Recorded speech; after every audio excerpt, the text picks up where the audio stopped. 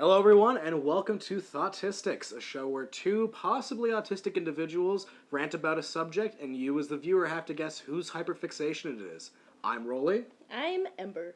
And today our topic is... DC! Detective Comics. Detective Comics. Detective Comic, God. DC Comics. So dumb. Because they call it DC Comics, because you can't say D Comics. You can just say Detective Comics, though. You can say Marvel Comics. Yeah, I know, but that doesn't sound as cool. I think it sounds pretty fucking dope. Detective Comics is cool. Well, there's not that many detectives in the DC universe. Batman's like the only one. Chimp Detective. I'm ignoring that statement. Well, this is the question. Technically, Rorschach. Rorschach's a shit detective, though. We'll talk about that later. Okay, I'm moving on. Alright, so we have a little impromptu... we have prompts to talk about. What? Why are you looking at me like that? I'm just waiting for you to give me what your first prompt is. First prompt. Favorite hero. Oh, okay, you know this already. Yes, I do. It's Kyle Rayner. It's Kyle Rayner, Green Lantern. Which is, controversial a little bit. It's less controversial and more just, like... Rare. Yeah. If I was controversial, I would have said fucking Guy Gardner. But, like... Because the thing with Kyle is just that he wasn't, the main Green Lantern for very long. He wasn't given a lot of a chance. And then he's mostly just kind of dipped into obscurity. Like, he doesn't show up nearly enough. It sucks, because a lot of Lantern storylines nowadays will have, like... Jon Stewart and Hal Jordan and Guy Gardner, like a bunch of them, around at the same time, but very often will exclude Kyle from that group. Right. And he's such an interesting idea. An artist lantern is just a cool concept. It is. It's a weirdly underused concept. Yeah. And if they didn't kill his wife, then... Because the term... fridging comes from how they killed Kyle Rayner's wife. I'm aware. Well, I'm explaining it also for anyone listening who isn't aware. Why would they be watching the DC podcast if they didn't know DC? They might not know every detail. Fair enough. So the term fridging, when used to refer to like a character being killed off, typically a female character, for another character, typically a male character's development, stemmed from Green Lantern comics, specifically Kyle Rayner, when in the 90s, DC was like, shit, everything's edgy now, we need to make this guy edgy. And so to make him edgy, they had a criminal kill his wife, who was an established character in the comics, and cut her into pieces and put her body into his fridge. Edgy or edging? What is wrong with you? You answer the question. Who's your favorite character? Well, because it's funny, because it's changed over the years. Because... I'm gonna say Batman. That's fair, though. No, because here's the thing, though.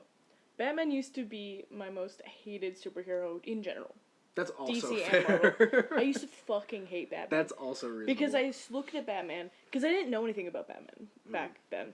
And I looked at Batman, and I just saw a fucking rich, pretentious asshole with no superpowers who was boring as fuck, and just beat up homeless people. And I was like, that's the dumbest... Why do people like him? That's the dumbest fucking thing ever. And then I learned about Batman, and I was like... Stop! The fucking mic's gonna pick you up rustling with paper. It's fine. You can redo it if you want. You can do it again. You start over. So yeah, I would say Batman, and that's basic, but I had my own character development with Batman, so it doesn't feel basic to me. I'm curious, before you had your character development with Batman, I know that was before you were, like, really into superhero stuff, who would you have put as a favorite character? If you were held at gunpoint. I didn't know. Alright, the Joker. The Joker has kidnapped you. Oh, God. You've taken a vacation to Gotham. To sunny Gotham City, and you've been kidnapped by the Joker, and he comes up to you and he's like, Now you have to answer my one question. Who, out of every character in the DC universe of which we are currently in, would you pick as your favorite hero? Hope they come and save you, because Batman sure isn't. Probably would have said Superman, because that was the only other one I knew. You fucking cog, you basic little bitch. I'm gonna throw water at you. I'm gonna spit on Joker, baby. Oh, don't fucking do that. But, no, because Superman's a base pick, though. Superman is so great. you. No, because here's the thing, because my introduction to DC was the movies. Right. And not What was Dark the first Knight. one? What was Hold on, Alright. not Dark Knight, because my mom was like, that's too scary for you. To be fair, when I first watched Dark Knight, I had to turn it off because it was too scary. That means... At the pencil scene. Oh, the pencil. Oh, wait. Did you not watch Batman Begins? I've never seen Batman Begins, still haven't. You haven't seen Batman... Have you watched the other two in the Dark Knight trilogy? Just never watched them. So do you just not... Wait, so hang on. What do you think was happening in the opening scene in The Dark Knight when they were, like, chasing Scarecrow? Did you know that was Scarecrow? No. Did you know Scarecrow was in this trilogy? No. I forgot. Wait, so you don't know about Whitewashed Ra's al Ghul? No. I didn't, well, I do now, but I didn't. Okay, so you know who plays Liam him. Neeson, Liam yeah. Neeson, right. Anyway, okay. we're getting off track. Sorry, yes. I was introduced to the movies. I was introduced to Batman through Ben Affleck. Okay, that's Which not the worst way. Well, it explains why I hate Batman. Oh, why yeah, I hated yeah, Batman. yeah. And the first DC movie, so the first introduction I had to DC was when I was like 10 and I watched Man of Steel. Because my dad showed me Man of Steel. I liked that movie. I like Henry Cavill. I don't like Zack Snyder. I like Henry Cavill. Fair enough. Henry Cavill also isn't a huge fan of Man of Steel, though. That's fair. Because I really liked Henry Cavill. It was also my first introduction. I hadn't even seen Marvel movies at this point, right? Because the first superhero. The first Marvel movie I saw was the original Avengers. Yeah. So I didn't and that was like years later. So I didn't have any superhero Knowledge, stuff. you just... I didn't even watch the cartoons growing up. Oh my god. Wait, have you never seen, like, Batman the Animated Series? Nope. Justice League Unlimited? I've been watching it recently. Oh, really? I didn't bad, know that. I feel bad because I've missed out a lot. When did you start watching Batman the Animated Series? Or was it Batman the Animated Series you've been watching? I think so, yeah. Oh, There's so many Batman animated That's shit. when did you start watching that? It was like a year ago. Oh, shit. We should watch it together. I would love to. I want to rewatch it. Anyway. No, because Man of Steel is just like... It's just that, like... They didn't... Zack Snyder likes to change things. He's like, this will be fucking cool. And then without thinking about how it's kind of worse... Like, he's like, dude, you know what would be cool if Superman's dad got fucking sucked up by a tornado? Wouldn't that be cool? But the whole point of, like, Pa Kent, when he died in the comics, was that he died of a cancer, I believe, or, like, some sickness. Something that Superman couldn't save him. Superman couldn't save him. Yeah. That was the whole thing that... He could have saved him in Man of Steel, who's just like, no. Yeah. I'm ready to die. Because I don't even remember Man of Steel that much. I don't remember the plot. I remember where I was sitting. I remember how old I was. I remember who I was watching it with. So you don't remember the tornado scene? I remember it vaguely because I've seen clips since of people making fun of the tornado scene, but I don't remember watching it. Because it's literally just like a tornado lands in the middle of the freeway and everyone's getting out of their cars. aware. Yeah.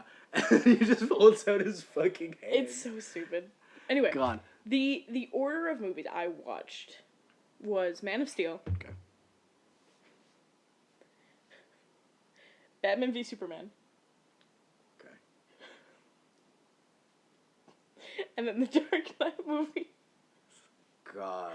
That must have such a fucking wild insane the whiplash going from fucking Batman versus Superman to the Dark Knight. Because that was when I watched the Dark Knight, and that's when I started liking Batman. And Fair then enough. obviously I watched Batman I watched the Batman with Robert Pattinson in theaters twice. Right. Oh, the Batman. Fucking love that See, movie. The God. funny thing is that you're like, oh yeah, this is what got me to like Batman, and you know I historically dislike the Dark Knight. Yeah, it's very silly. I've said before we started this recording, I said to Ever, I was like, man, I'm gonna make so many fucking enemies after this. Because I have so many crazy, unpopular opinions. So this one's been growing in popularity, as far as I've seen. But I like Heath Ledger as the Joker. I think that is a character defining and it's insanely good. I would be fucking stupid to say that was bad. That's his like legacy. Like he's been in other movies and he was amazing in other movies. I feel like his legacy is going to be, that's the guy who did the amazing Joker. Yeah. Well, I mean, similar to Joaquin Phoenix. Like Joaquin Phoenix is in a ton of movies. People really only know him for the Joker. Sure as hell not gonna be fucking Napoleon. Or Signs. Signs? Yeah. Oh fuck! I forgot. Exactly. I genuinely forgot he was in Signs. Exactly. You could name so many movies that Joaquin Phoenix was in, and you wouldn't know that he was in any of them except for the Joker. No, I deadass forgot. But no, because the point is like, he's the only good thing about that. Not the only good thing about that trilogy. The single best thing about that trilogy, and carries all three of the movies despite only being in one. Because Batman Begins is fine. I'd still recommend you watch it. Just for context for The Dark Knight. Yeah. It's fine. But, like, The Dark Knight Rises is so not good. Aside from... Because you watched Dark Knight Rises, right? Yes. So you missed whitewashed Ra's al Ghul, but you were there for whitewashed Bane. Bane isn't supposed to be white? Oh my god, you didn't know that. Bane's Mexican. Oh, God. They made him Welsh. Oh, what? I forgot he was Welsh. Tom Hardy is, like, the fucking... Oh, Tom Hardy! I forgot. Yeah. Yeah, he puts on, like, the fucking, like... God, that sucks. I was wondering what would break first. That sucks so much, because Tom Hardy He wears a was so luchador good. mask. That sucks so much, because Tom Hardy's fucking great. He was insane. He was... Honestly, like, he was a good actor, just not a good Bane. Yeah. Like, he acted well in the movie, it was just not good He's so much Bane. better as Venom. Oh, yeah. Insanely. But, like... Bane's Mexican. He literally, like... His comic book and anime designs, he's wearing a luchador mask. I'm aware. Because I know, it just, like, for some reason, I was like, yes, person with Mexican costume, No, because, like, he, it's actually also, like, there's folklore related to his backstory, too. I don't know if it's real folklore or just in the DC universe, but part of the backstory and the reason why he is like, fuck you, Batman, is because there's this bad demon, I forgot what the name is, that he uses like a symbol of his fear. Yeah. And so he just sees Batman as like an enemy. Batman's basically a symbolic thing for him in most... Batman didn't even do anything. Well, he is also Batman was like walking down the street. a criminal. Batman? No. Bane. Oh, Bane. I was like, Batman is sort of a criminal. He's a vigilante. Well, it depends on, what the legality is in any specific storyline with vigilantes. Yeah. Because in some storylines, he, like, works directly with the police department, and then some, he's, like, an active criminal. Yeah. Well, most of the time, Batman tends to be more passive with law enforcement. It's very important to note that Batman does not necessarily work with law enforcement. He's just kind of like, we can help each other, and as long as we can help each other, then we're going to be friends. And the moment that you stop being helpful to me, I don't care. Fair enough. Which is why, like, Commissioner Gordon generally is open to bending the rules for him. Right. Yes. Okay, so we talked about favorite superheroes. Yes. Yes.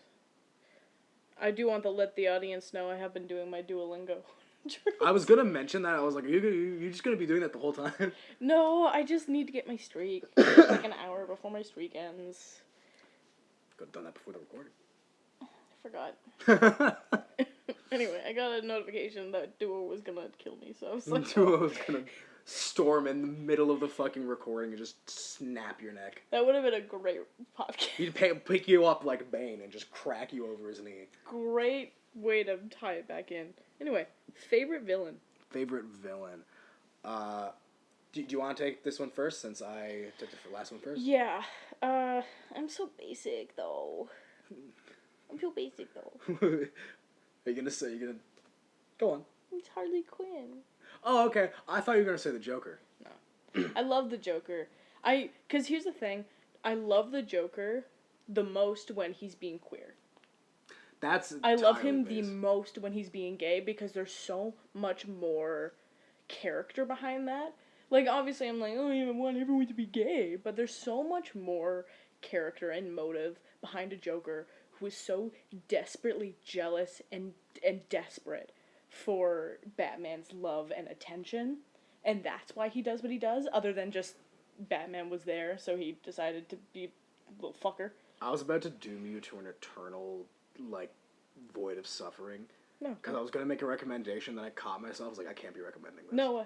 I was going to say, hey, if you like Joker who's constantly, like, that whole relationship dynamic. Telltale? Well, Telltale is very good. I was going to say you should read The Dark Knight.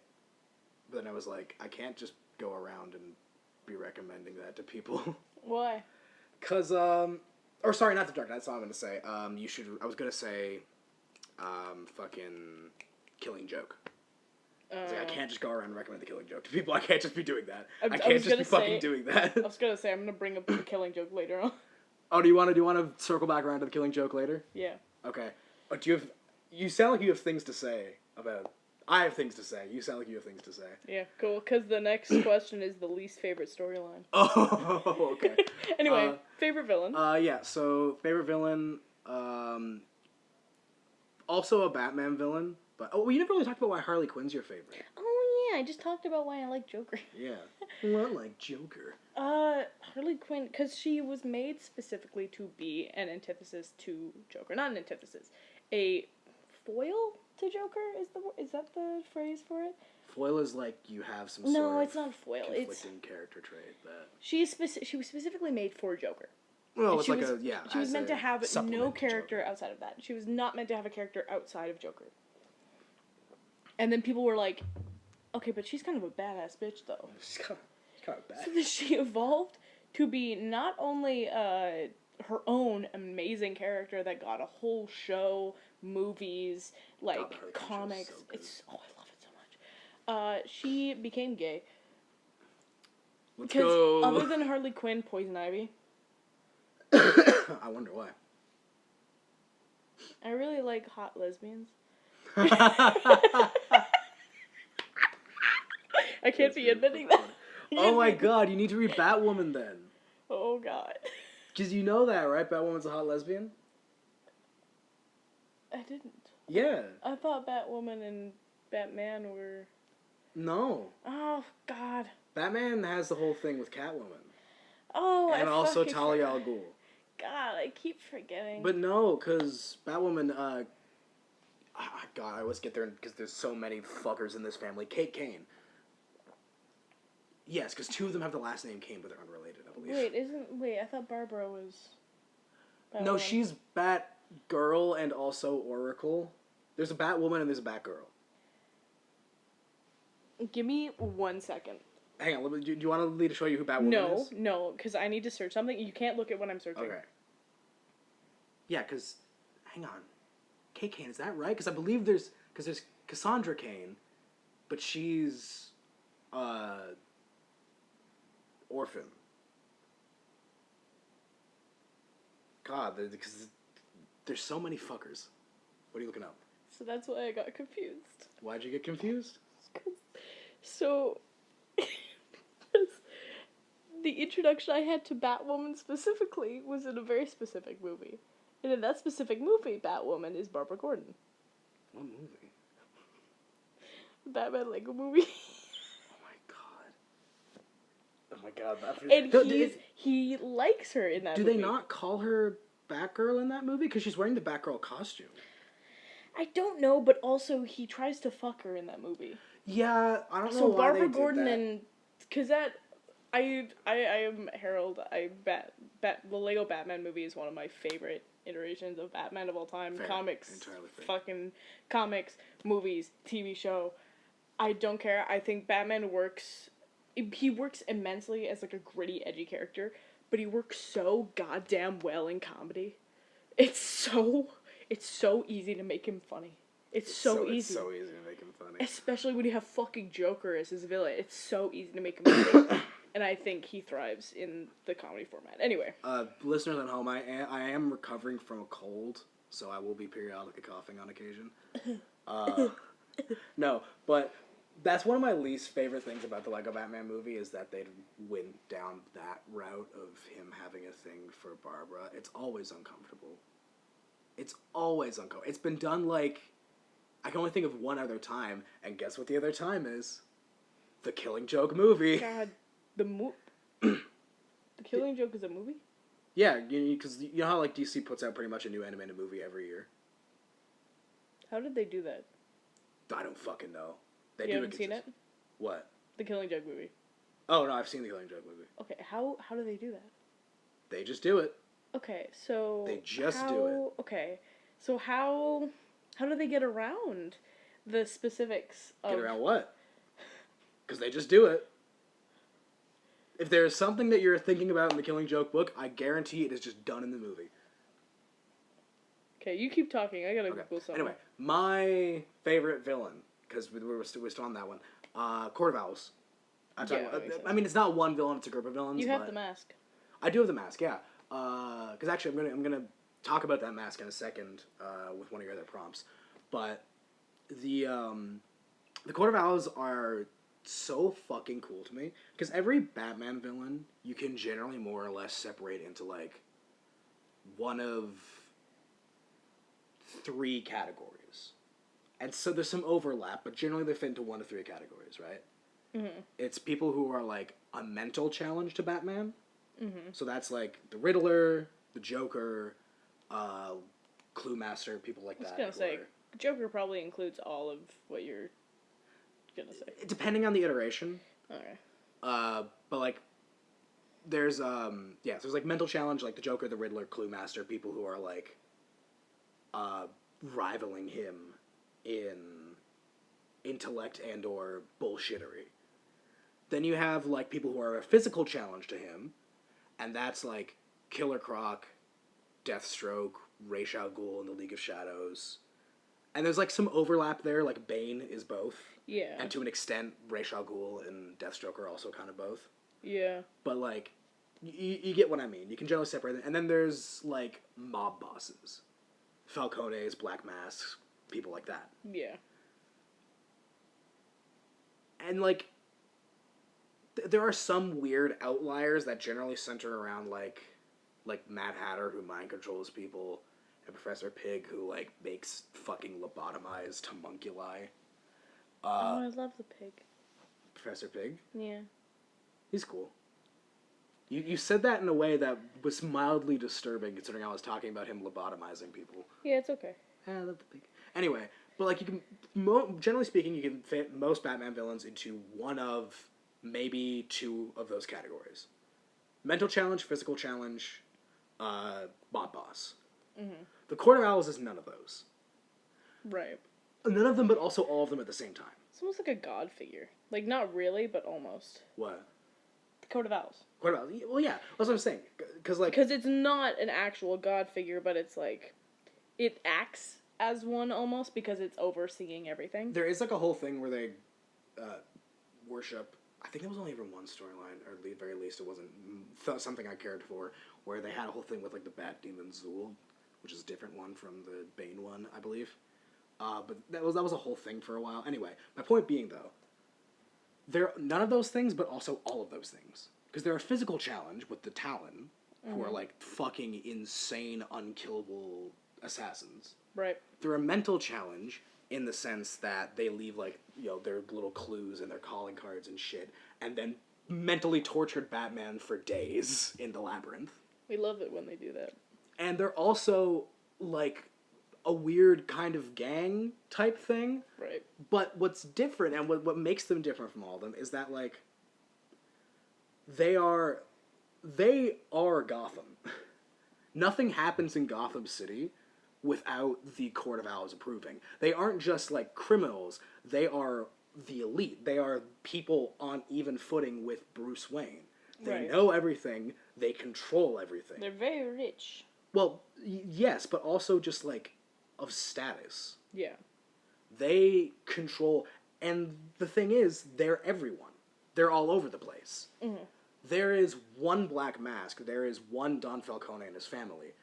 The Court of Owls is all over the place, and you don't know who is part of them. You Right. don't know who's one of them. It'd be a cool storyline if there was just like one of those what if storylines where just every single villain is Court of Owls. Is part of the Court of Owls. And Batman just has a fucking mental breakdown. He's like, I can't fucking do this anymore. Just gotta give up. He's like, nope, I'm out. But like, it's like, because they're a fairy tale. They're the fucking boogeyman. Yeah. I think, because I think the best way to put it, everyone in Gotham knows that the Falcones are real. Everyone knows about the Joker. Everyone knows about Two-Face. Everyone knows about Killer Croc.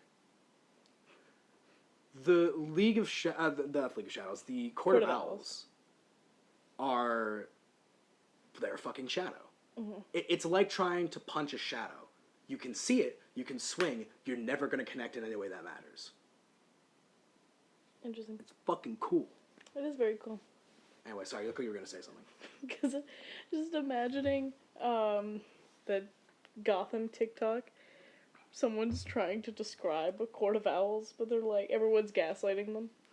Gaslight? Like, the comments are just full of Court of Owls Wow, people. you still believe in fucking fairy tales, dipshit? But, like, every comment is people in the Court of Owls gaslighting the person that the Court of Owls doesn't exist. Gaslight, gatekeep, girl boss. I think one of my favorite little deals with the Court of Owls is that, canonically speaking, they literally are a fairy tale. Like, right. Part of the first story with them is, like, there's a nursery rhyme in Gotham associated with the Court of Owls that people would tell their children to keep them from going out at night. Right. Like, they are quite literally a fucking fairy tale. Anyway, continue. I was going to ask if you wanted to move on to the next one. Yeah, I think we can move on to the next one. Because we could do our favorite storyline next or our least favorite storyline next. I think we should start with favorite. Favorite? I want to get the positivity out. Okay. You go. So this is where, spinning back to the mask, because this is also going to be one of my most another one of my controversial statements. It's going to raise some eyebrows, because my favorite story is a Batman story that's part of the New 52. You know the New 52, right? Okay, so after Infinite Crisis? Question mark? After one of the big crisis events, there was a whole, like, reset, as they often do. And DC scrapped all the shit that was going on and rebooted 52 new stories. Mm-hmm. All at once. They dropped 52 new fucking... Yeah, that was their first mistake of many. They dropped 52 new stories all at once. They called the New 52. They were like, these are the essentials. This is the main shit. And everyone hated it. There was a bunch of really shitty changes that sucked. They brought Barry Allen back to life and made him the new Flash, despite Wally West being the Flash for, like, years before this happening. They killed off Superman's parents in his backstory, like, way, way earlier on, like his Earth parents. Like, it literally happens off page, too. So there's, like, no connection. Happens way early on. He kind of becomes a dick about it. Shazam is also a massive dick for some reason. They make him more childish. I was gonna say, the only way you could and should make Shazam more of a dick is just make him act more like a 13-year-old. But it's annoying as fuck. Right. Like, he's not just being a 13-year-old, he's being, like, a shitty 13-year-old, so it sucks. It's awful. Batman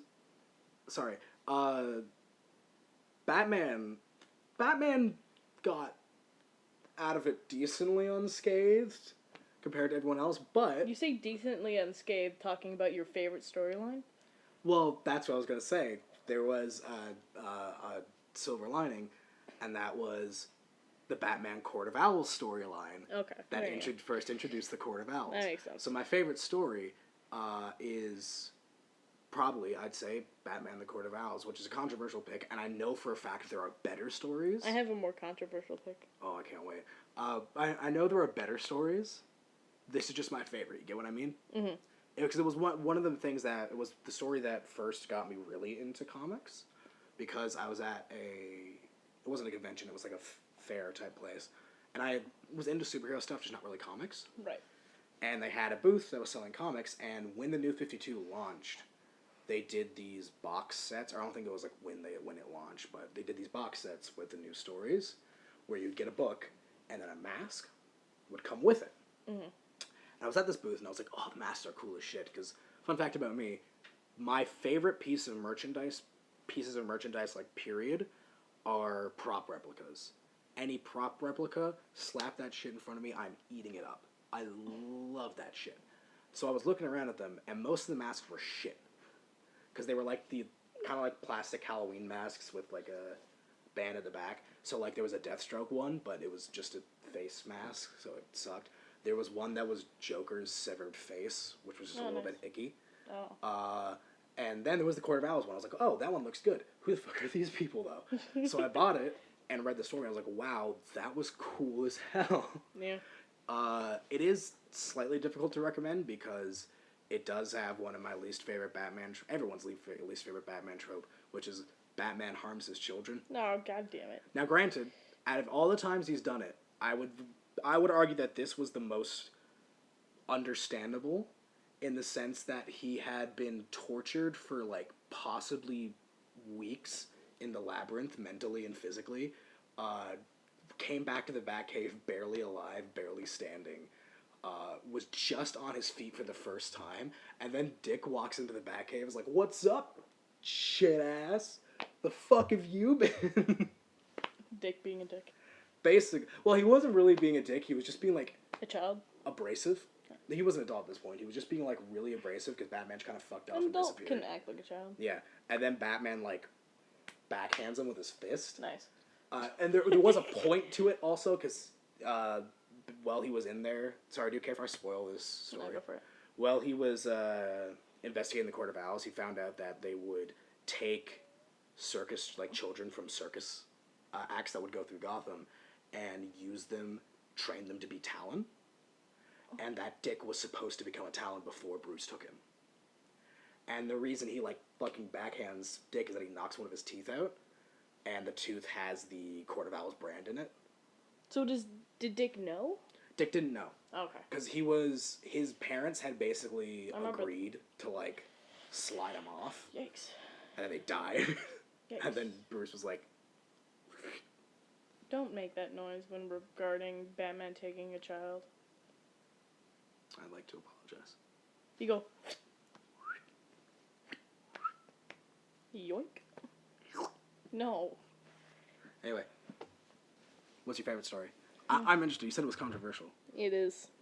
Because, I'm going to say this. This is my favorite. I don't think it's the best. But it's my favorite. Like I said, yeah. It's my favorite. Yeah. If people are going to be like, seriously? They go Batman. Seriously? Okay. I'm fascinated. Because I didn't realize we were including... Sorry, I was thinking movies separately. I don't read the comics. Fair enough. Okay. Interesting. No, it's just the one I enjoy the most. It's so good, though. Because it's the one I enjoy the most. I love Robert Pattinson's Batman. I love all of them. But that's the one where if you put that movie on loop, I could watch it for hours. No, that's fair. It's so good. I could watch it over and over. It's so good. It's so fucking funny. It also helps that BoJack Horseman is there. Who the fuck is BoJack Horseman? Batman. Oh, shit. Will Arnett is Batman. Yeah, it's Will Arnett. I forgot. I forgot Will Arnett was BoJack Horseman. I need to add that to the list. BoJack. Rehab was supposed to be a fresh start. Rehab. Anyway. Add Rehab to the wheel. I'm not adding Rehab to the wheel.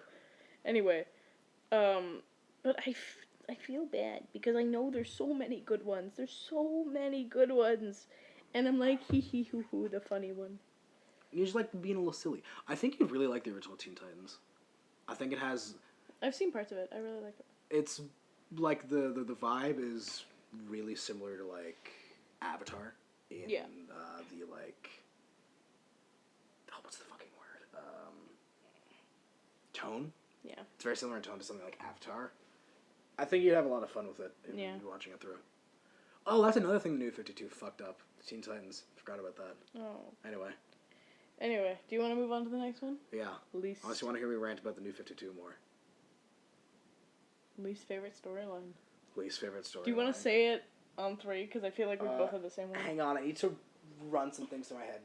Because, actually, you know what? I don't think we have the same one. Really? Yeah, hang on. Let me see if I can find the actual name of it, because I know it more by an event that makes it my least favorite. Okay, do you want me to talk about mine? Oh, yeah, you go first. Okay, it's pretty obvious. The Killing Joke. It's the Killing Joke, yeah. God, it's so fucking stupid.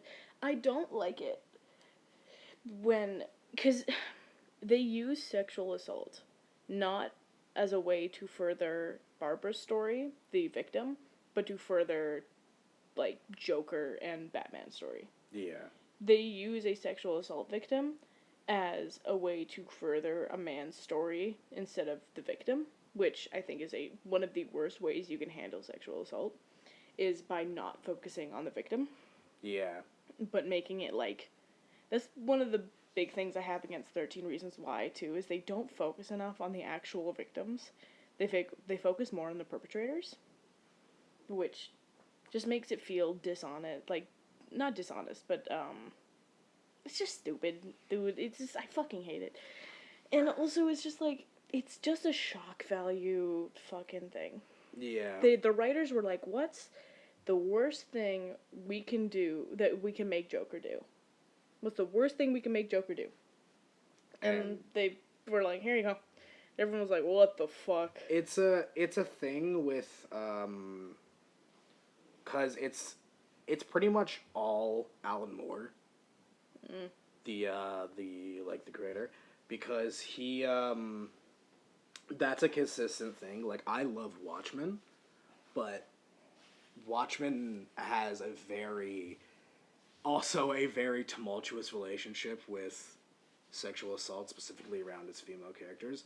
Like, they put more emphasis on the female characters, but... It feels like he's doing it, or the writers are doing it, because they like it. That's what it feels like. Yeah. It doesn't feel genuine. That's what I meant. Disingenuous. It's disingenuous. It doesn't feel like they actually care about the story they're telling, or the characters that they are creating, or what everything is going through. It just feels like they like writing about it. And that is gross. And one of my least favorite things, too, is when people will talk about The Killing Joke and be like, well, it gave us Oracle. Oracle was making the best out of a bad situation. Yeah. Oracle is great representation. They could have gotten Oracle in a different way. They could have gotten Oracle. They didn't need to have Oracle.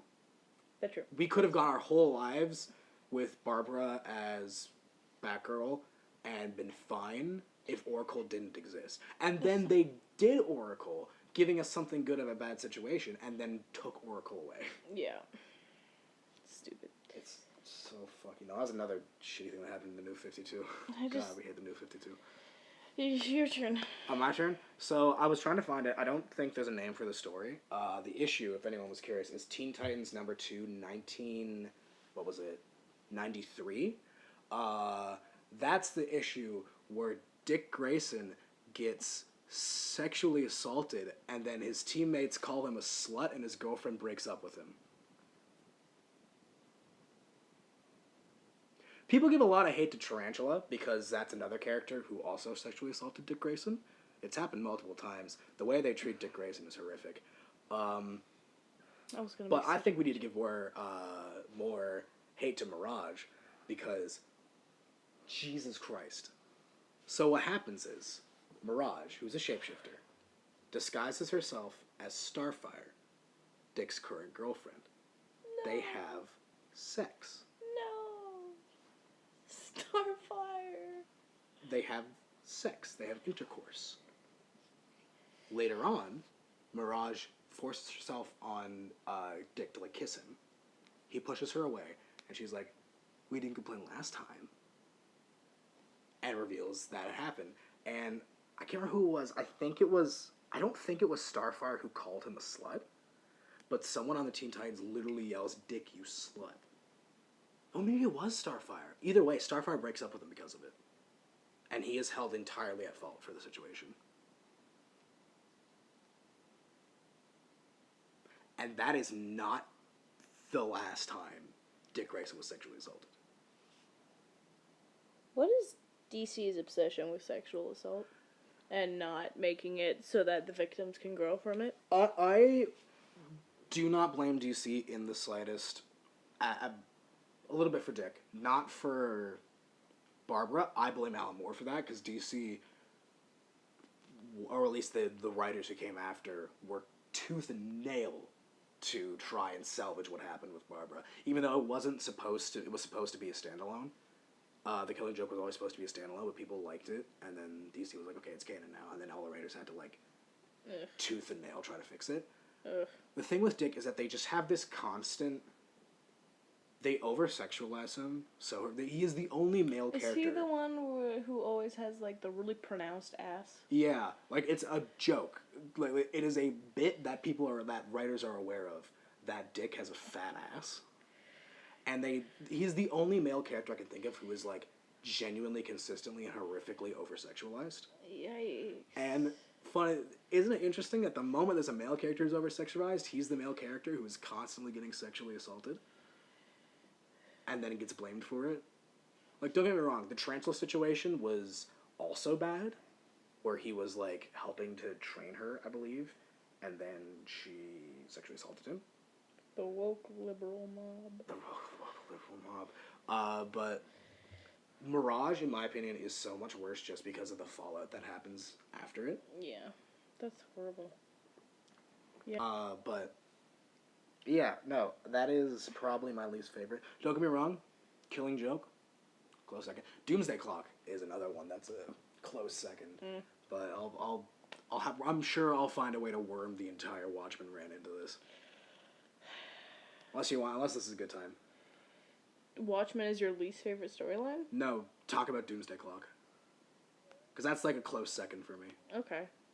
If you don't mind. No, you can if you... Hold on, let me look at how many questions we have left. It's 2 more. Yeah, we only have 2 more, so you can... Doomsday Clock. Okay, so in order to talk about Doomsday Clock, I need to talk about Watchmen first. Mm-hmm. I've given the whole Watchmen rundown to you. I'll briefly, for anyone who may be listening that isn't familiar with Watchmen, I'll briefly run over. My cousin's named after a Watchmen character. Yeah, Ozymandias. But anyway, Watchmen is a standalone story. It was written by Alan Moore and, I can't remember his name. It was a duo who then had it published by DC. It is supposed to be. Yeah, so. I was just going to say, talk more facing, because you're talking facing this way. Face the mic when you talk. Yeah, but it was supposed to be just a complete standalone. Where basically in this world superheroism was made illegal in the U.S. a few decades before. So the Incredibles. So horrifically not the Incredibles. So terribly, horribly not the Incredibles. First of all, people. The Incredibles meets the boys. No. Not in the slightest. So superheroism is made illegal, and the various heroes split off and do different things. But most notably, the main ones are Owlman, Rorschach, Ozymandias, the Comedian, fucking Dr. Manhattan, and I think it speaks a lot to the writing of Alan Moore that I can't remember the one female character's name. Oh. Silk Spectre, was that her? Yes.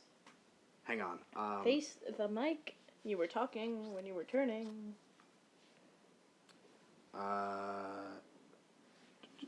Silk Spectre 2. Yeah.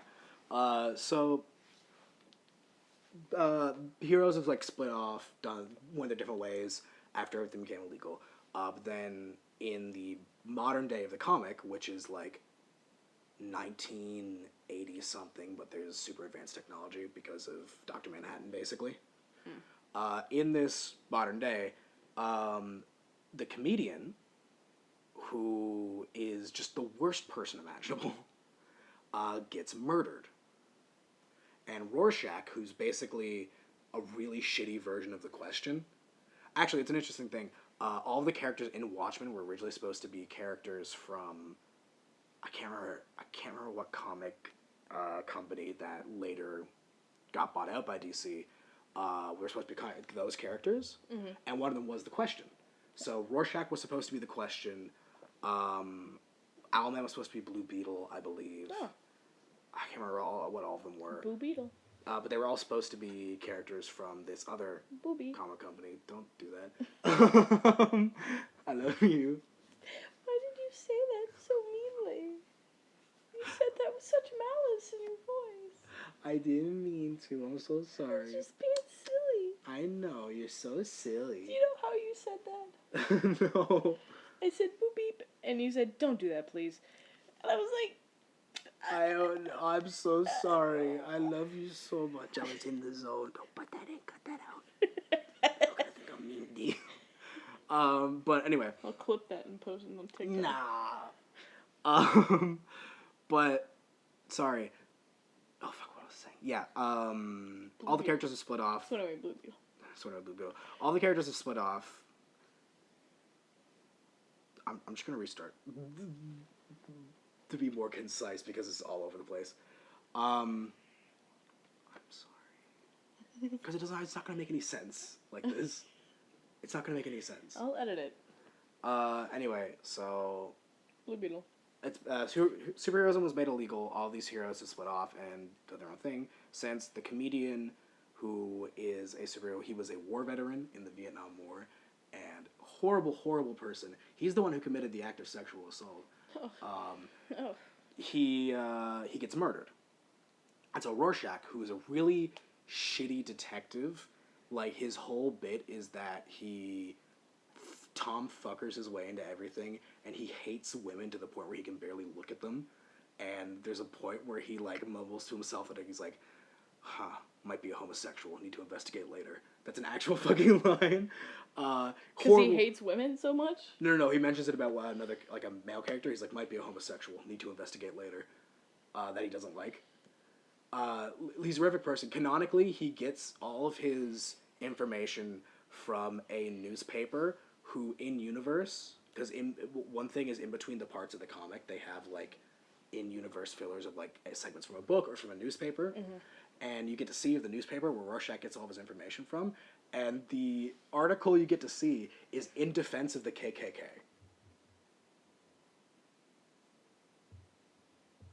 So this is setting up what the type of person Rorschach is.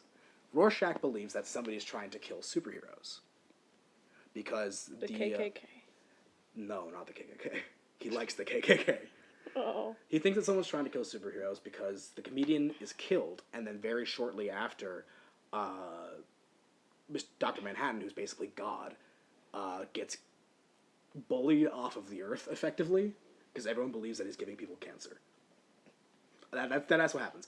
Everyone believes that he's giving people cancer, and he fucks off to Mars. I wish we could bully Elon Musk off of Earth. We're doing our best. He's also trying to get to Mars. I know. We just need to make him go faster. Anyway, so that happens. It's really hard to like concisely explain the plot of Watchmen, but yeah, he fucks off. Rorschach keeps trying to investigate.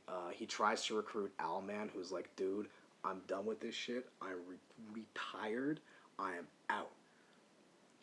Stuff happens. Rorschach gets arrested. He's broken out of jail by Owlman, who's eventually like, holy shit, someone is trying to kill superheroes.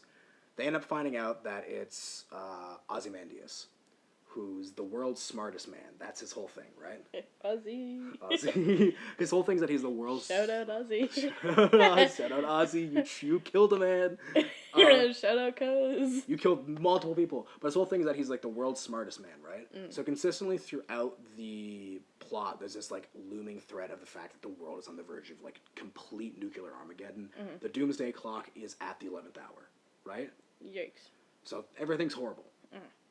And so Ozymandias is like, I come up with a solution. Mm-hmm. He has this whole like bioengineering lab. So he biologically engineers this fucking creature with immense psychic power. And the whole thing is that he can teleport things, right? He's come up with teleportation technology, but they die. That's the only issue. When they get there, they die. However, because of the immense psychic energy in this creature, when it dies, it's basically just a fucking nuke and it explodes. So he teleports it from his like Antarctic base to the middle of Manhattan. and blows up half of New York. And what his vision is that if he does this, they're going to find the corpse of, like, a monster among a massive destroyed city.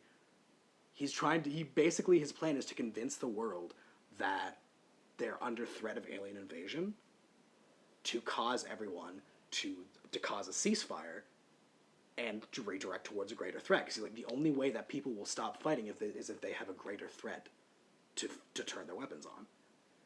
And he does it. He levels half of New York. He could have just put that in a less populated area. It probably would have made just as much noise if there was a giant alien just randomly in the city. Well, the reason he did it there is because that's the only way to get attention. I don't believe that. Fast. They were when I say they're on the verge of nuclear Armageddon, I mean literally, as this is happening, the president is in a bunker with the fucking button handcuffed to his wrist. Like, they are literally seconds away from nuclear Armageddon, so he's like, this needs to happen now. Okay. So the best way to get immediate attention is to drop it in a city. Why are you defending this? I'm not defending this, I'm explaining the fucking idea. No, I'm explaining the idea. I'm explaining you asked the question, and I answered the question. Stop that. You asked the question, and I answered the question. I'm sorry. Why are you sorry? You got very crazy. Didn't get aggressive. I love you. I'm sorry that I scared you. Answer the question that you were like, I just answered the question. You literally that exact tone of voice. Not when I was answering the question. A little bit. I was doing it like this. I was answering the question like this. You went New York. Anyway. You went to a New York accent. Anyway, you're diverting the subject, the point. That happens. Dr. Manhattan explodes Rorschach. Because basically after it happens, they're like, well, shit, we can't say anything now because it's going to destroy world peace. They're like, if we say anything, then we're going to destroy world peace. So everyone agrees to, like, not say shit, but then Rorschach's like, nah, I'm going to do it. So Dr. Manhattan explodes him. And that's where it ends. And it's really, really good. It's a really great commentary on, like,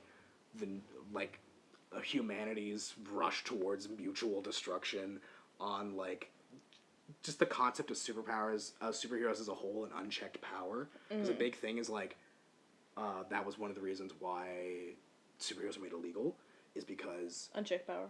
Well, basically, police got tired of... They were like, oh, fine, well, if you want to solve all the crimes, then fucking do it. And there was a whole, like, police mass fucking... Walkout? Yeah. Strike? Yeah, basically, a mass strike. Good. And then...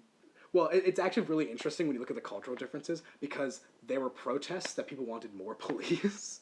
That's a thing that happens. But then, like, superheroes were, like, violently putting down protests and stuff.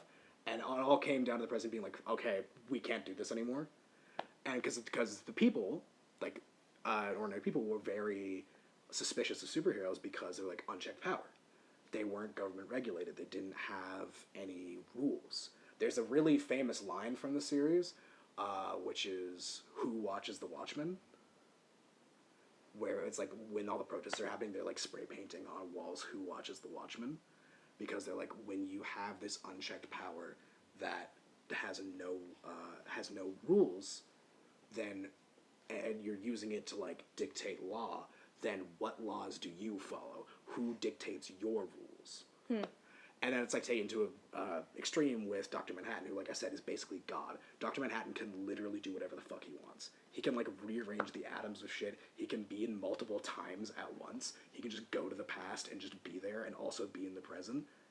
Like, he's literally fucking God. There's a large portion of the book that's spent with his wife just trying to convince him to stop the world from exploding. She's like, hey, can you pretty please stop nuclear Armageddon? And he's like, I like Mars. But that's, like, a big thing, because Dr. Manhattan sort of is an embodiment of nuclear power and the, like, uncaring, unfeeling nature of nuclear war. Right. Of not caring who is innocent and who is bad. And there's the reason I'm specifically denoting this about Dr. Manhattan, because then there's Doomsday Clock. I could talk for fucking hours about Watchmen. I haven't even scratched the surface, but I need to get to Doomsday Clock. So, Doomsday Clock. You haven't even talked about the main thing you were going to talk about. I needed to talk about Watchmen. You know, for a show about us being autistic, you're really upset about me being autistic. When DC was going, basically, DC distributed Watchmen, and it did really, really well, because it's really fucking good. And when they had first agreed to distribute the book, they were like, hey, Alan Moore and the guy who I really wish I could spit the name of, were like, hey, we would like to retain the rights to this eventually. So once you stop printing Watchmen, the rights go back to us. They're like, we don't want you to just be able to sit on this and we can't do anything about it. So, like, once you stop printing Watchmen, the rights will go back to us. So they just kept... They've never stopped printing Watchmen since. Because it ended up being really, really good, and people really liked it, and DC was like, we don't want to lose this. So they have been consistently printing Watchmen and have never stopped, which makes it one of the easiest comics to get your hands on, because they're... everywhere. Literally fucking everywhere. And then with it, DC's like, well, shit, we're just sitting on this cash cow. We gotta do something out of this. So there's been various sequels and spin-offs to wildly varying degrees of quality. Most of them bad. But do that into the mic. Most of them bad. But then, I say that like it's not gonna be bad, came Doomsday Clock. So they were like, okay, clearly we need to, like, fold this into our mainline continuity so we can keep doing shit with these characters. Oh dear. So they made this storyline. Basically, at the end of Watchmen, Dr. Manhattan fucks off out of the universe. Literally, he just fucks off.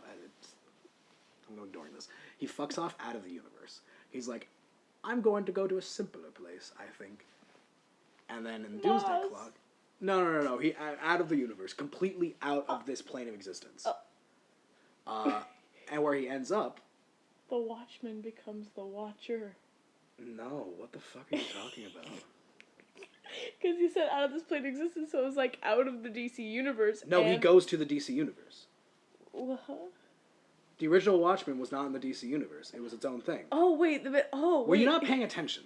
I was. It's like my last 10 sentences where I was like, we need to fold this into the mainline DC universe. So Dr. Manhattan fucks out. At the end of Watchmen, he fucks off. Yeah. At the start of Doomsday Clock, he fucks into the DC universe.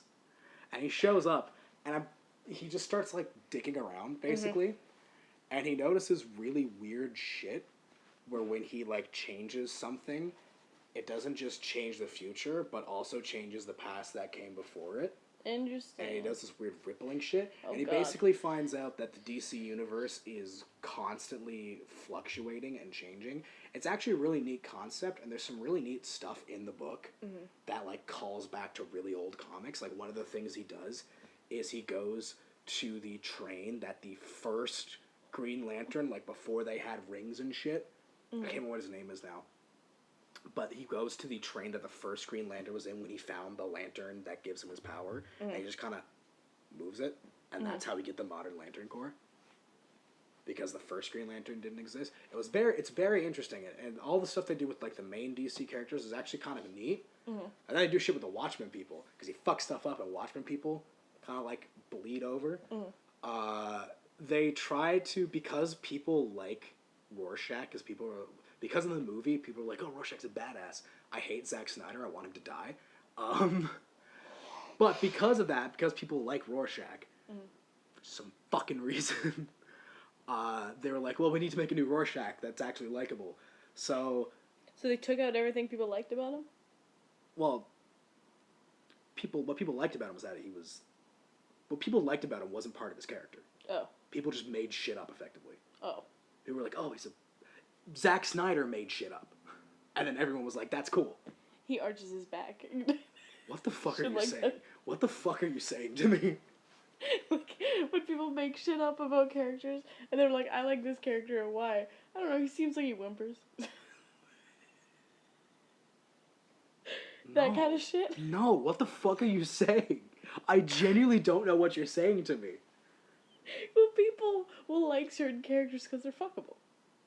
And that's the only What reason... about anything that I said implied that people liked Rorschach because he was fuckable? No, I'm not saying they like Rorschach because he's fuckable. I'm saying it's along the same line of people who only like characters because they seem fuckable, not because they like the... Like No, Jax they with like... fucking The Amazing Delicious because... Circus. They don't actually like him because he's You're- a fucking dick. No, because Snyder, doesn't understand nuance and just thought, oh wow, this guy's a badass. So he just kind of made him a badass Oh, okay. in the movie. Got it. And then made him handsome, despite the fact that it's literally a canon part of his character that he's ugly as shit. Oh dear. That's canon. That is said on several occasions by several people. Rough. Anyway, so So going he was right. He made him fuckable. Shut up. He made him fuckable. Stop that. Anyway, in Doomsday Clock, you're the one who's telling me to stop. You're the one who's telling me to speed this shit up. In Doomsday Clock, in the original Watchmen, he has a prison therapist who he drives insane. And then Joker Harley Quinn. the therapist's son is the Rorschach that shows up in Doomsday Clock. Important note, he's a man of color. Rorschach's very racist. Is he self-racist? No, because he they try to not make him a racist better then? person. So they have this whole thing where he's taking back the mantle of Rorschach. There's nothing there to retake.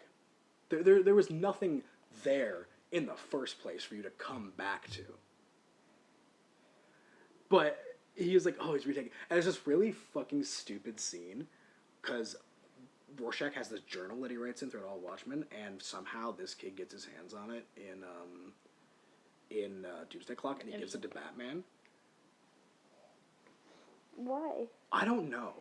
What's the story reason? 'Cause, what's the character reason? What's the So reason? he wants to What's the be writer's a good reason? detective character, right? So he Okay. goes to Batman, and he's like, "Yeah, this is the fucking book that the guy before me wrote." Batman starts flipping through it, and he throws his ass in Arkham. This teenager. Batman does not have the authority to do that. Batman does No. not have the authority to do that. He takes this child and literally just locks him over in Arkham. And he's like, "Stop being racist," and then fucking leaves him there for a while. But wait, did he not explain that was not him? No, he explained that it was not him. He was just like, "Oh, this is the thing this is what the guy before me wrote." Yeah, so then why was Batman like, you're racist? Because he's taking up the mantle of that guy. And he's like, here's the manifesto. It was weird, it was fucking stupid. But anyway, that's not even the worst part. Oh dear. So the main thesis statement Uh-huh. of Doomsday Clock. Dr. Manhattan's fucking around, right? He looks into the future, and he realizes that there's a point where it stops. Ayo. That he can't look any further. And that point is when he sees Superman rushing towards him, about to fucking deck him. He dies.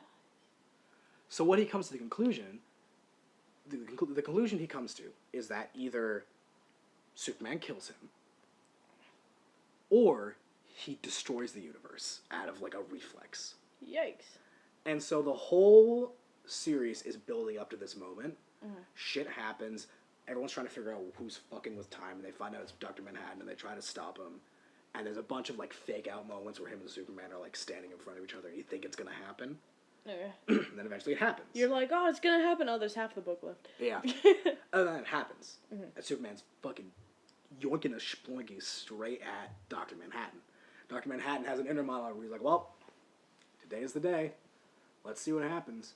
You know, I've learned a lot since being here. What if the real Dr. Manhattan was the friends we made along the way? Because I shit you not, you're not ready for this. You're not fucking ready for this. You want to know what he realizes? What his fucking revelation is when he's faced with death? People should just be nice to each other. So specifically, Oh, God. what he says is that he was like, wait a minute. What if I just wasn't allowing myself to see past this point? What does it mean? Because he realizes that during the time that he's spent in the DC universe, that he's had a change of heart. And that he's realized what it truly means to be a hero. That he knows Superman has showed him what it truly means to be a hero. And so they knew how shit it was too, because it ends with him like fixing all of the stuff that he fucked up. It's so goofy. And then he goes and like fucking kidnaps a child also. But he's like, I'm going to raise this orphan child, right? And then, like, teach him how to be a hero. And then the book ends with him, like, naming the kid, because he named him, I think he just named him John, which is his own name. And then, like, leaves him at the doorstep of some people. And it's implied that, like, he's gonna become a great hero in the future, but shit happens with it. It's so dumb. And the worst part about it, too, is that they built up to Doomsday Clock in, like, a bunch of really cool ways. Literally, because after everything, all the stupid shit I just explained, one of the biggest, like, teasers for Doomsday Clock was at the end of a Flashpoint story, where, a long story short, cutting it down as briefly as possible, basically, the Flash is fucked off, and has left Thomas Wayne, Batman, from a different dimension, to fight Reverse Flash, to fight Eobard. So he's basically like trying to hold off Eobard for as long as possible, and obviously gets fucking dog walked. Yeah. So a bunch of like dimension shit's been happening, and after it happens, there's like a little rift, and Eobard turns around, and on the ground is the comedian's pin, which is like a. I'm assuming you've seen like the cover of. And it's like the smile. Yeah. That's the comedian's pin. Yeah. And that's like the big symbol, because that's one of the first things you see is the aftermath of his death. And his pin's lying on the ground with a little like splattered blood. That's the comedian's pin at Reverse Flash's feet. And he picks it up, and when he does, it's like a flash of blue light, Dr. Manhattan's blue. He disappears. And he comes back, and half of his body is burnt off to the skeleton. And he just screams, "I've seen God." And that was the, like, teaser for Doomsday Clock. And then we get Doomsday Clock. Dope as fuck. It's dope as fuck. The ending is, what if the real Dr. Manhattan was the friends we made along the way? And it's so dumb, because part of, like, the biggest thing about Dr. Manhattan's character is that he is literally God. He is unfeeling. He is entirely neutral. And when they do eventually convince him to step in, it's not out of, like, any emotional thing. It's out of him like contemplating, well, humanity is a rare chemical event. Something like humanity rarely ever happens, so to destroy it would be to do an injustice to the universe. Fair enough. He's basically looking at an ant farm. Effectively. The way he comes to logical conclusions, and they do that really well in the original Watchmen, where he comes to a logical reason as to why he should help save Earth. Yeah. And then they scrap all that shit. Anyway, sorry. Doomsday Clock's my second least favorite. Oh, what's your favorite movie adaptation, then? It's not my favorite. It's what I think is the best. Okay, go for it. Because I think the best is Robert Pattinson's Batman. Oh, it's so good, Robert Pattinson's Batman is so good. It's amazing. Yeah, it's stellar. My favorite DC movie adaptation. The best, not your favorite. The best. James Gunn's Suicide Squad. Wait, the first one or second one? Second one. Yeah, there you go. James Gunn.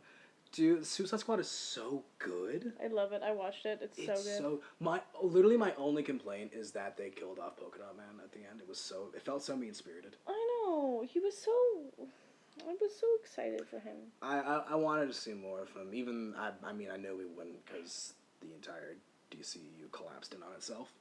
But I wanted to see so much more of Polka Dot Man. I wanted to at least know he was going to be okay. Yeah. Does that make sense? Yeah. But either way, it was so funny. And I love James Gunn movies because it's so clear that he has a love for comics. Yeah. Zack Snyder never feels like he loves comics. It feels like he is fighting against them every time he makes a movie. It feels like Zack Snyder's looking at a comic and going, I can improve this and make it better. Whereas James Gunn looks at the comics and goes, I can't wait to make this. Yeah. Like, God, the fact that the Starro is the main villain, that's beautiful. That's hilarious. It gave me hope that perhaps one day we may eventually see a film adaptation of the greatest character ever, Jarro, who is the Starro baby that became a Robin. But Yeah, that was a thing. interesting. Anyway. We haven't seen him since, though, which is tragic. Oh. But anyway, having Starro be the main villain, immaculate, fucking the James thinker Gunn thrives. being a side villain, beautiful. James Gunn thrives at taking smaller comic book characters and bringing them, like, to the masses' attention. Well, exactly. Which is why I think the Suicide Squad's roster in this version was so much better. Because they had one really popular character, which was Harley Quinn, and then the rest were completely unknowns. Yeah. Mostly unknowns. Well, I'd argue, like, the only one who I think is the most known outside of Harley Quinn would have been, like, King Shark. Yeah. And even then... I was gonna say, I knew King Shark. Shark. I was gonna say, the reason I know King Shark is because of the Harley Quinn show. Exactly. So people know King Shark. No one knows who Bloodsport is. No one knew who Peacemaker was before that. No one knew who fucking Ratcatcher 2 was. Mm-hmm.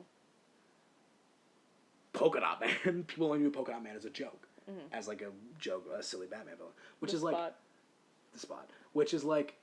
The original Suicide Squad had a few, like, Diablo and, what was her name? Katana, who are, like, lesser known. But then it was, like, you got Deadshot, you got Killer Croc. Killer Croc is rarely ever a member of the Suicide Squad also. Typically, their big aquatic person is King Shark, but they were like, well, no one knows who King Shark is, so we're gonna make it fucking Killer Croc. It's not saying it's bad to have a team of well-known characters or anything.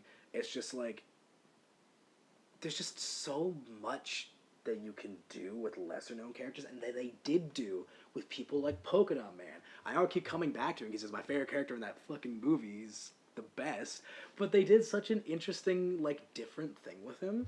Mm-hmm. That was so cool. The backstory that he had in that movie was pretty much 100% made up for the movie. It's so good. And it's so good. It's so good. It's my favorite DC movie adaptation. Some of the animated ones come pretty close too. Under the Red Hood, definitely. All-Star Superman is also really good. It's also just my favorite Superman story, period. Mm-hmm. So, and it was a pretty solid movie adaptation. Do you want to do the last question? Yeah, it was the last question. Which characters would you want to play? Because I have two. Oh, yeah. One is the one I think I most like, and two is the one I would want to play the most. Because one is the Oracle. Oracle? Oh, Oracle. I think it would be difficult because I'm disabled. I think it would be difficult for me to play a lot of superheroes who are moving around a lot. So Oracle is actually a good fit for you. Yeah, because I think I could play Oracle well. I think it would be easier on my body for me to play her because she's disabled. And also I just really like Oracle. The second one, I want to see if you can guess who, if I was given the choice to play any, in all of DC, if I was given the choice to play any character, who would I play? I'm trying to think. Because I don't know if you'll get it. Dick Grayson. Nope. Beast Boy. Yeah. Yeah, okay, that sounds right. Beast Boy! I was like, I said Dick Grayson, I was guy. like, who am I fucking kidding? Of course they're connected to the Red. Yeah. Bro would be the #1 Red enjoyer. I just want to be an animal. I just want to play an animal. Can we acknowledge also how funny that is? What? That he's the green guy is connected to the red. Connected to the red, yeah.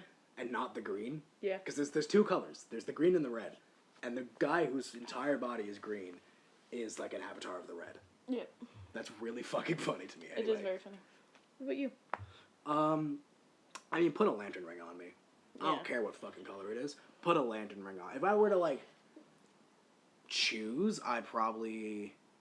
Being a Violet Lantern would be neat. So especially considering, like, the other Lantern colors aren't really acknowledged much outside of the comics.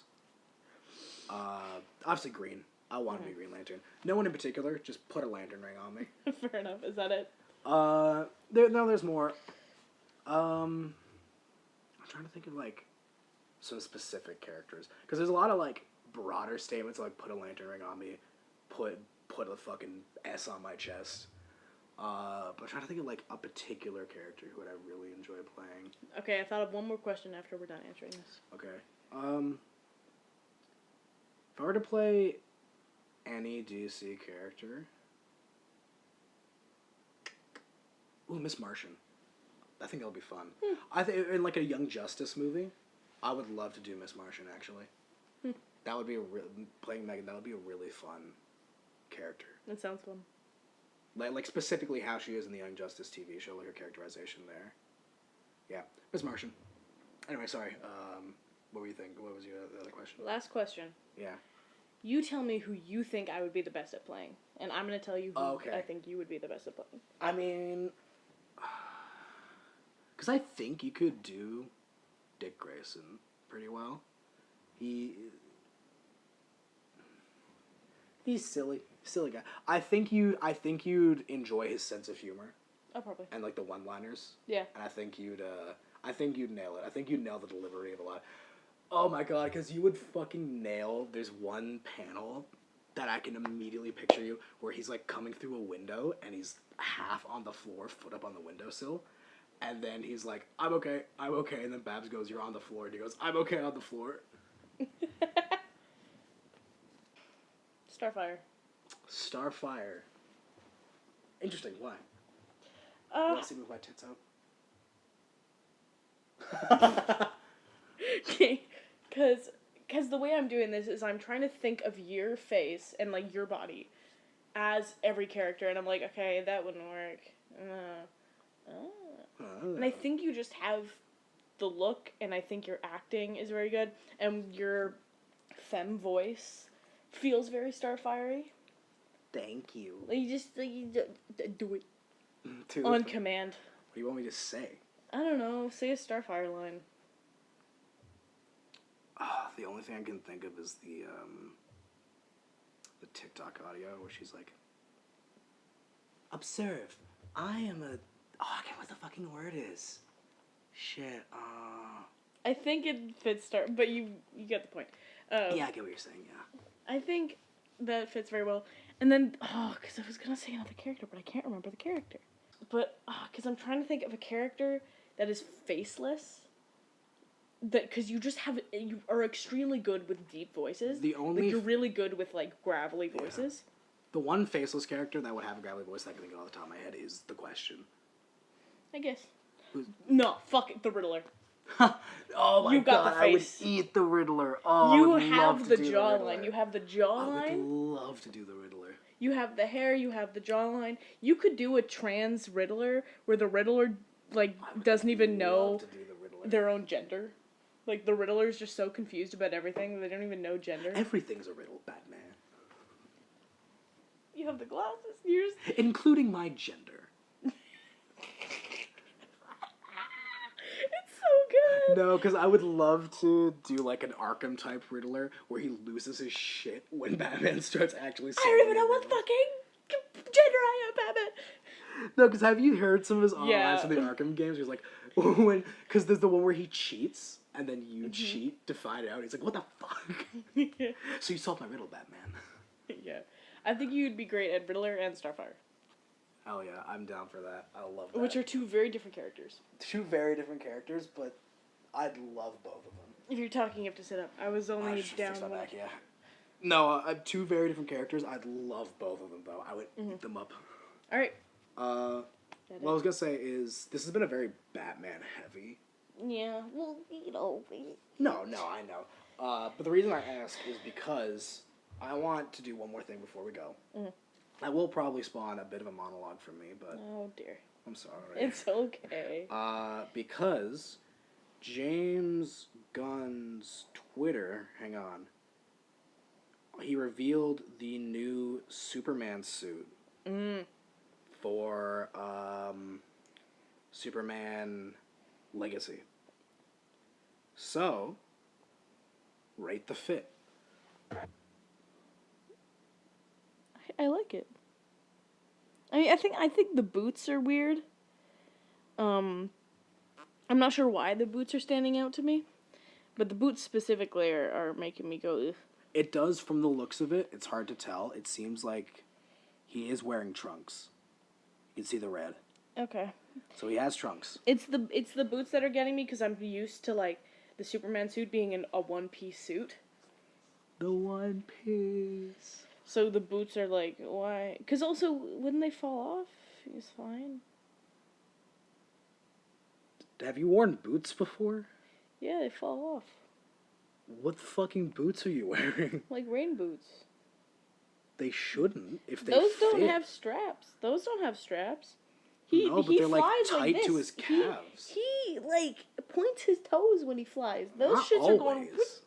But they're like those shits are tight going, to his, like basically sealed tight to his foot. Yeah, but then how is he gonna be able to maneuver? I don't know. The boots are the only thing. I like the fit. The boots are what's. Why are you so hooked up on the boots? You told me to rate the fit. No, fair enough. I cannot describe how much I adore this suit. This is my favorite thing ever. And this is going to be one of my final What the fuck is going controversial on in the statements. background? I don't know. It's fucking Goku and Vegeta having a keyboard. I don't know. This is one of my final controversial opinions that's going to make enemies. Because people are like, oh, he has the collar from the New 52 suit. I love the collar. I was gonna say I didn't even really notice the collar. I really like, because he doesn't normally, here's like the Smallville suit, he doesn't have the collar. I guess He doesn't normally. I don't think it's that much of a difference. I love it. I think it adds a lot. Like, I don't dislike the lack of it. When it's not there, I don't notice. When it is there, I notice and I love it. Interesting. I really don't like notice the that collar. either. I don't know, it just adds something that I feel like is kind of missing from the suit. He does still have the Kingdom Come. And protect the jugular. It's not armor. It's just like a latex suit. But he does still have he has like the Kingdom Come logo, like the Superman Kingdom Come logo. Not exactly, but same shape, which is slightly concerning because he only wears that when shit goes down. Uh-oh. Well, because Kingdom Come is also a story about the world like turning against him and him having to grapple with the fact that the world doesn't want him anymore. Because I've said this to you before, but I'm going to reiterate it. I'm really excited for this movie because James Gunn, I love that man with all my heart. But the stories that he's like said he's going to use, that he's been using as inspiration, are mildly concerning. Because it's like he referenced Kingdom Come, All-Star Superman, and Whatever Happened to the Man of Tomorrow, which are fantastic Superman stories. I said before, All-Star Superman is my favorite Superman story. But they're all about, in some way, Superman, like, grappling with the end in some degree. Where it's like Kingdom Come is the world is, like, outgrowing him, basically, and he's getting old. All-Star Superman is he's literally dying. His cells are exploding. And he's trying to, like, live out his last few days while he's dying. And then, whatever happened to the Man of Tomorrow is he's already gone, and Lois Lane is explaining, like, what happened to him, basically, like, what happened before he disappeared. So, concerning stories to use as the start of what's supposed to be a new universe. But I'm excited. I love Superman. I really love Superman. Anyone who doesn't like Superman is stupid. Oh dear. I am. This is what I meant when I said it might spark a minor rant. Alienating the viewers. I will alienate the viewers because I don't want you to view me if you don't like Okay, because people who don't like Superman fall into the category of either being insanely edgy and not being able to handle any joy or whimsy in the world, or just being insanely uncreative as a writer. This is directed towards our writing teacher in acting school who didn't like Superman and Mark. Bro? Yeah. I don't like Mark... I like Mark Brownell. I didn't like him as a writing teacher. Okay, fair enough. I didn't like him. I thought he was very uncreative. And literally, there were points where he basically just told us, add more tropes to your story. Like he said that to me. He basically said that to me. But anyway, he doesn't like Superman. Our teachers know about this podcast. Mark's gonna listen to this and be like, oh. Mark doesn't know about it. I know, but word spreads quickly. Yeah, and you know what? I have a feeling that Matt will agree with me. Mark, I love you. You were like my favorite teacher. I really like Mark. Okay, I was being aggressive. I like Mark. I disagree with some of the things he said, specifically in writing class, and specifically about Superman. Because he was right of like, Superman's too powerful, you know, it's boring. He's just a big goody you're bitter. two-shoes. You're bitter about Mark because you didn't have Mark in theater history. I did. No. Yes, I did. Oh, who the fuck? What class did you have Harms in then? Harms? Oh, I had him in abstract theater, what the fuck it was. Yeah, I had Mark in that. No, I had Mark in theater history and in writing. Yeah, so I had Mark in 3 classes. He actually said this in term 1 theater history. But I liked him as theater history. I just didn't. I wasn't a fan of the way he did the writing class. I'm just not a fan of his writing, apparently. But anyway, because my point I'm trying to say is we're going to cut all this out because no one's going to know what the fuck we're talking about. The point of all of this was that the route of, like, Superman, because he was always like, oh, Superman's too strong, and he's just a goody two-shoes, there's nothing interesting about that. That's not the fucking point. You're missing the fucking point. If you're like, oh, Superman's too strong, congratulations, you haven't read a good Superman comic. The point of Superman, yeah, sure, it's cool to see him fucking slug it out with some big guy. But if that was the only reason to read Superman comics, is that it's cool to watch him punch people, then every Superman comic would be him punching someone. Every comic would be Superman versus Doomsday, or Superman versus the Mongol, or Superman versus Darkseid. But they're not. Because if you ask anyone what the best Superman stories are, they're going to be like, oh, whatever happened to the Man of Tomorrow? Fucking All-Star Superman. They're going to talk about stories that are about Superman's connections, about Superman being human, about him fucking doing shit. Because that's the point of Superman. It isn't to watch him fight. It's to watch him be a good person. And you just hate good people. Mm-hmm. Superman is meant to be the ultimate form of, like, superhero catharsis. He is literally the best person in the world. And that's the point of his stories. It isn't watch cool superpower people fight. It's because the reason why people don't like Superman is because they can only think of him through the mentality that we have been, like, fed superheroes for the past few decades of watching big spectacles of superheroes fight. Mm. But that's not what Superman... Which is why I think he's never been translated well to the screen, and why Zack Snyder should end his own life. Jesus Christ. Cut that out. We can't have that in here. But why I don't like Zack Snyder and his interpretations. Hold on. I'm gonna do... And that's why Zack Snyder should... Cut that out. Cut that out. But that's why I don't like Zack Snyder. Because he can't handle nuance. His small pea brain can't comprehend that sometimes characters have meaning outside of just being vessels to watch fight. Superman... All of Superman's best stories are about him just trying to save people. And to do the best he can to save as many people as he can. And to say that's not interesting is just flat out wrong. You are just incorrect, period. Maybe someone just doesn't find it personally interesting. And then you're an edgy fuck. No, maybe it's just like a personal thing. I understand that's a personal thing, but to say he's a bad character because of it is wrong. Okay. What's up? You okay? Yeah. Okay. I think you're just looking at this way more subjectively, and then you're saying it's an objective opinion. No, you're looking at it subjectively. I flat out disagree. I do not think it's I'm not saying you have to like Superman. Mm-hmm. I'm saying that if you hate Superman, you're wrong. You can dislike... No. Because you can dislike Superman. You can be like, that's not for me. I'd rather not, and that's okay. I'm saying people who are like, Superman's a bad character. Superman's a poorly written character. Okay, fair enough. He's bad. That's just wrong. Okay, fair enough. You are objectively wrong. Because people will say he's a bad character because he's too strong. Mm-hmm. That's wrong. Okay. You are just uncreative. Okay. Because, like, literally just like I said, this is not the point. That's not the point of Superman.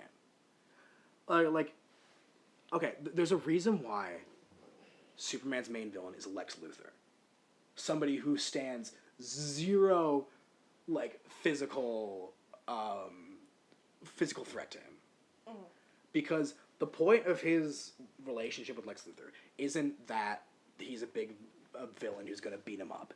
It's that Lex Luthor is the polar opposite of what Superman is. Superman is just a good person. He's just a wholly good person. He's the ideal of what every person should hope to be. That is the point. You should want to be Superman. He's meant to be a beacon of hope, to make people want to be better. Lex Luthor is a personification of every person who's like Superman's a bad character because he's too nice. Because that's literally what makes Lex Luthor a villain. Is that he genuinely refuses to believe that someone with that much power can just be a nice person. And so he's adamant that Superman has to be secretly up to something. Because if he had that much power, he'd be a horrible person, because he is a horrible person. And if he had that much power, he'd be like, insanely corrupt. He'd be doing all this fucking crazy shit. So there's no way that Superman can have that much power and be a good person. And that's why Lex Luthor hates him. It's the reason why I love All-Star Superman so much, because there's a scene at the end, a part of All-Star Superman is that Superman makes a, like, serum, basically, that a person can drink, drink. Whatever, someone can take it, and they become temporarily Kryptonian. And his plan is to give it to Lois. Because he's like, I want to have a day, if I'm going to die, I want there to be a day where we're not Superman and Lois. Where we're just people. We are equal. It's not Superman and Lois Lane, it is Clark Kent and Lois Lane. Truly 100% equal for a day. But Lex gets his hands on it. And Lex is like, I can be Kryptonian now. And so he takes a serum, becomes Kryptonian, fights Superman. Superman's literally dying. And so he ends up beating Superman.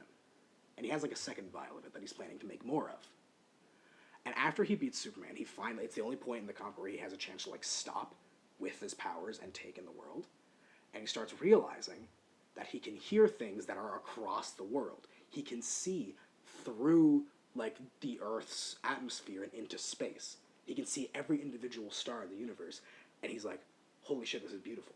He can see the molecules in his own hands. Everything around him is broken down into like this like galactic clockwork that all spins together. He's like, this is gorgeous. And then Superman is like, this is what you see all day. And it kind of clicks with him. He's like, oh, that's why you're a good guy. Because you're constantly presented with the beauty of the universe at every turn, and it's impossible for you to look away from it. And they have this moment, and then Superman comes up to him, and he takes the vial of the other stuff and destroys it. And then Lex is like, why the fuck would you do that? We could have used that, we could have made more of it, we could have given it to everyone, we could have fixed the world. Superman just goes, if you wanted to make the world better, you would have done that a long time ago. Because earlier in the story, there's this point where Superman finds out that he's dying, and he uses some of his last moments on Earth to go to Lex Luthor in prison and say, hey Lex, I'm gonna die. Now's your chance to put your money where your mouth is. You have said for years, for decades, all of the amazing things that you would have done if I wasn't here, if I was dead. Now you're going to have your chance. When I die, you need to be a better person. You said you would. You said for decades you would. Now you need to. And he takes time out of his last few days alive to go and do that. That's what Superman is about. Mm-hmm. That's what makes him a good character. He doesn't need to be violent. He doesn't need to kill anyone. Because that would ruin him. Fuck injustice. I hate injustice. Because it completely, they don't understand Superman's character. Mm.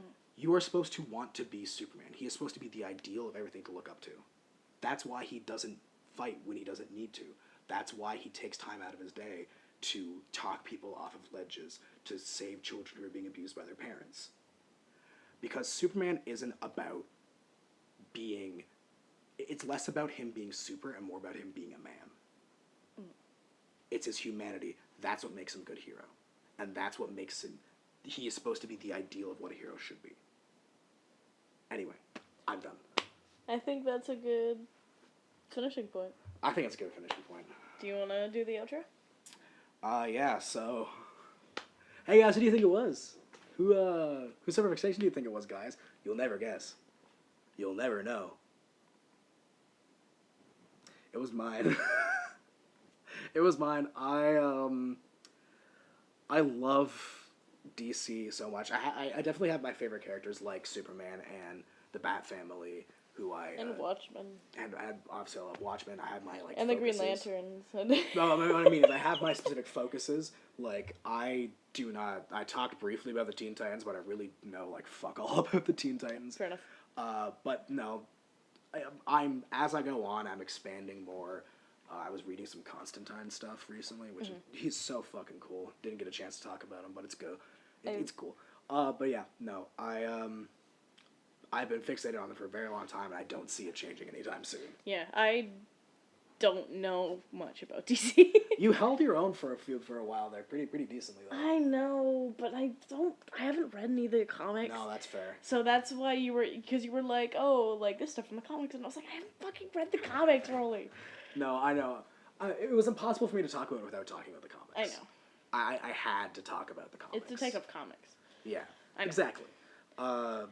Man, that Superman rant could have gone on for like centuries. I know.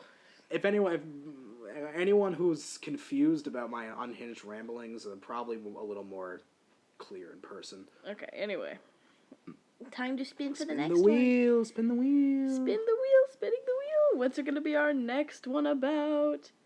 Jekyll and Hyde. Oh, that's gonna be an interesting episode. That's gonna be a very interesting episode. I'm excited though. I am too. All right. And with that, we'll see y'all later. Why did you do the hand outro? They can't see you. It was just, don't be mean to me. My sister.